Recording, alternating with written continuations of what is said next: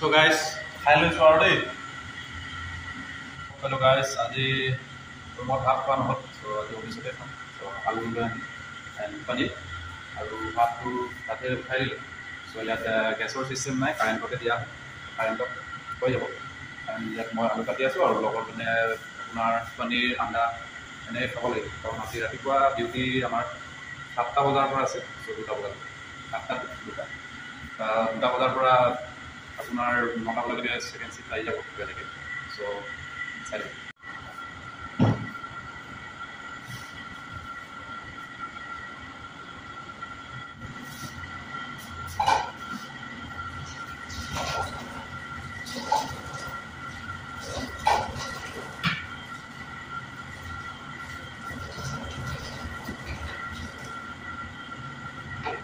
ইয়াতে আপোনাৰ ভাতটো লগাই থোৱা আছে। ইয়াত আপোনাৰ কাৰেণ্টৰ যোগেদি হয়। চ' নৰ্মেল কুকাৰটোৰ নিচিনাকৈ তাত পানী দিব লাগে ইমানটো লেভেলত। এণ্ড ইয়াত কুক বুলি লিখা আছে। কুক যেতিয়া ভাত বনি হৈ যাব, ইয়াত ৱাৰ্ম বুলি আছে, ইয়াত ইয়াৰ লাইটটো ইয়ালৈ আহি যাব, তেতিয়া হৈ যাব ভাত।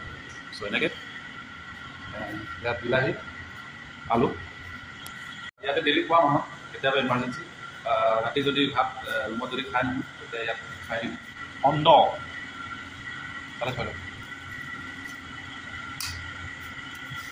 মজা আর একটু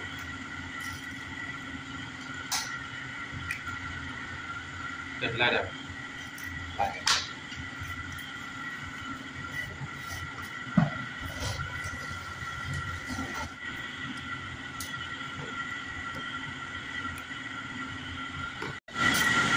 অফ আছে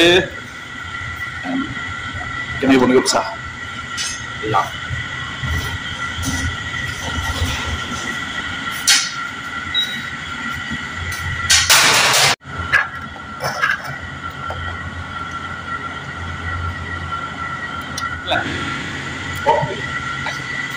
কম দিলে পনীৰ নাহিলে তো আলু আৰু বিলাহী।